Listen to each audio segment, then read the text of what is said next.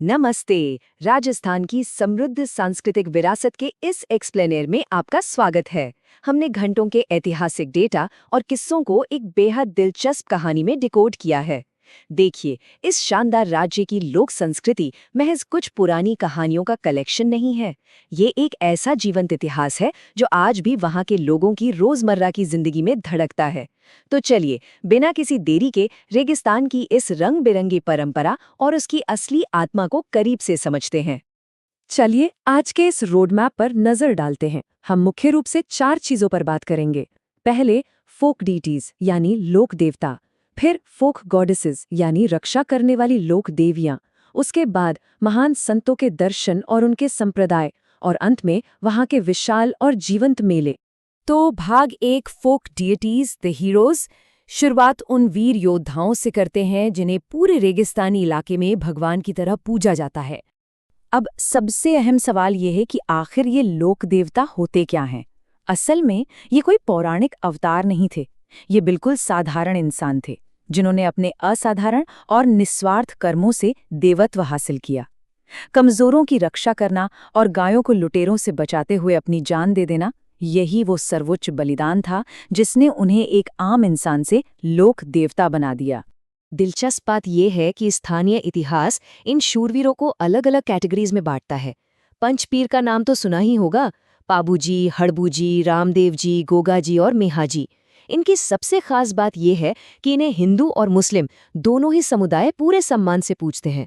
और दूसरी तरफ तेजाजी और देवनारायण जी जैसे दिग्गज हैं। तेजाजी भले ही लोकमानस के रोम रोम में बसे हैं, लेकिन तकनीकी रूप से देखा जाए तो वे इन 5 पीरों में शामिल नहीं हैं। यहाँ एक बात नोटिस करने वाली है। उस दौर में पशुधन यानी मवेशी ही जीवन का सबसे बड़ा आधार हुआ करते थे। गायों की चोरी होने का मतलब था सीधे रोजी रोटी पर हमला। इसीलिए गोगाजी और तेजाजी जैसे शूरवीरों ने इन गायों को बचाने के लिए जो भयंकर युद्ध लड़े, उसने उन्हें हमेशा हमेशा के लिए अमर बना दिया। सोचिए, गौ रक्षा उस समय वीरता का सबसे बड़ा प्रतीक था। और बात जब पशुओं की हो रही है तो पाबूजी को कैसे भूल सकते हैं? उन्हें ऊंटों का परम रक्षक माना जाता है। इतिहास कहता है कि मारवाड़ की रेत पर सबसे पहले ऊंट लाने का क्रेडिट पाबूजी को ही जाता है। कमाल की बात तो यह है कि आज भी जब पशुपालकों के ऊंट बीमार पड़ते हैं तो वह दवा दारू के साथ साथ पाबूजी की फड़ गाते हैं और उनकी मन्नत मांगते हैं। चलिए आगे बढ़ते हैं। भाग 2, फोक गॉडेसेस द प्रोटेक्टर्स। अब हम उस शक्तिशाली स्त्री तत्व को एक्सप्लोर करेंगे जो राजस्थान की अलग अलग जनजातियों और क्षेत्रों की सदियों से रक्षा करता आ रहा है। यहाँ देवियों के 2 बिल्कुल अलग स्वरूपों के बीच एक शानदार कॉन्ट्रास्ट देखने को मिलता है। एक तरफ जीर्ण माता ऐसी देवियां हैं जो शांति और समृद्धि की प्रतीक हैं। आपको जानकर हैरानी होगी कि इनके भजन सभी देवी देवताओं में सबसे लंबे माने जाते हैं।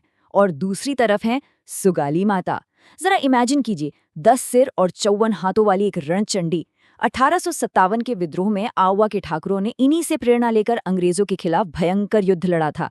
बिल्कुल रोंगटे खड़े कर देने वाला इतिहास है। इसी कड़ी में एक बेहद मिस्टीरियस और आकर्षक तथ्य बीकानेर के देशनोक से आता है। करणी माता का मंदिर। यहाँ हजारों की तादाद में सफेद और काले चूहे बिल्कुल आजाद घूमते हैं, जिन्हें काबा कहा जाता है। चारण समुदाय का तो ये अटूट विश्वास है कि मृत्यु के बाद उनके लोग इन्हीं काबा के रूप में पुनर्जन्म लेते हैं। और सबसे बड़ी बात, इन चूहों का जूठा किया हुआ प्रसाद खाना बेहद शुभ माना जाता है और उससे आज तक कोई बीमारी नहीं फैली। है ना चमत्कार? देवियों के इस सफर को पूरा करने से पहले बिलाड़ा की आई माता के मंदिर की कहानी जानना बहुत जरूरी है। ये जगह सांप्रदायिक सौहार्द का एक बहुत ही खूबसूरत उदाहरण है। इस हिंदू मंदिर को दरगाह कहा जाता है और जो बात सबसे ज्यादा हैरान करती है वो ये कि यहाँ जलने वाले अखंड दीपक की लौ से काला काजल नहीं बल्कि शुद्ध केसर टपकता है। वाकई बिल्कुल अद्भुत। अब आते हैं भाग 3 पर, सेंट्स, सेक्ट्स एंड फिलॉसफीज।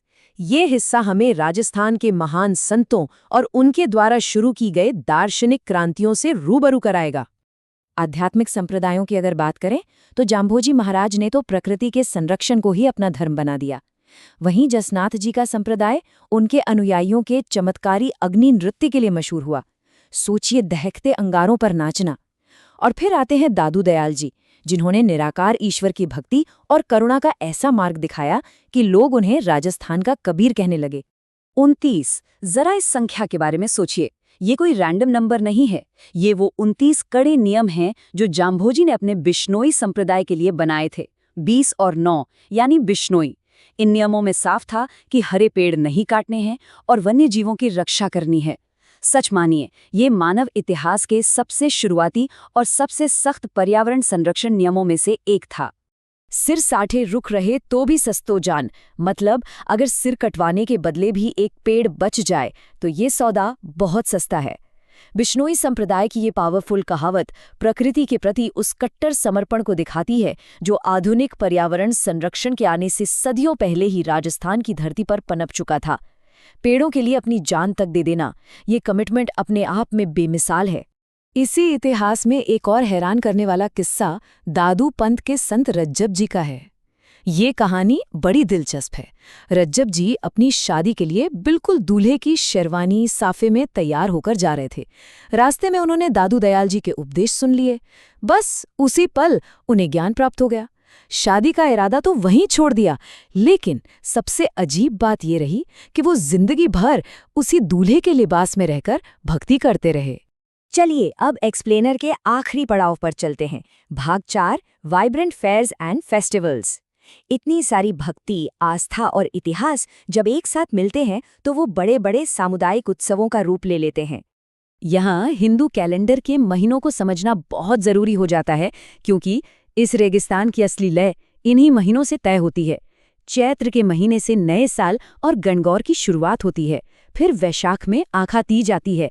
ये वही दिन है जब बीकानेर की स्थापना हुई थी और इस दिन हजारों शादियां होती हैं। और फिर आता है भाद्रपद यानी भादवां। ये महीना लोक देवताओं के विशाल मेलों और जागरण का सबसे बड़ा समय होता है। त्योहारों की बात करें तो छोटी तीज और बड़ी तीज का अंतर बहुत खूबसूरती से प्रकृति और जिम्मेदारियों को दर्शाता है। सावन की हरियाली में आने वाली छोटी तीज युवा उमंग और खुशियों का प्रतीक है। वहीं भाद्रपद के अंधेरे पखवाड़े में आने वाली बड़ी तीज थोड़ी अधिक गंभीर जिम्मेदारियों और गहरी आस्था को रिफ्लेक्ट करती है। राजस्थान के ये विशाल मेले सिर्फ व्यापार या मवेशियों की खरीद फरोख्त की जगह नहीं है, ये तो वहाँ के समुदायों की धड़कन है।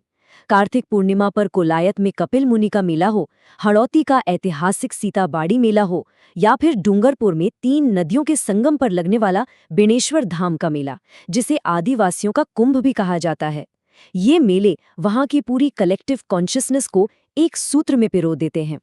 तो इस एक्सप्लेनर के समापन पर जरा इस लोक संस्कृति की गहराई पर गौर कीजिए। निडर शूरवीर देवताओं से लेकर प्रकृति के रक्षक कट्टर संतों और जीवन से भरपूर इन त्योहारों तक, इस राज्य की आत्मा का कौन सा पहलू ऐसा है जो आगे एक्सप्लोर किया जाना चाहिए? ये सारी जानकारियां महज एक शुरुआत हैं और इतिहास का ये खजाना अभी बहुत गहरा है। इस ज्ञान की यात्रा में साथ बने रहने के लिए बहुत बहुत शुक्रिया।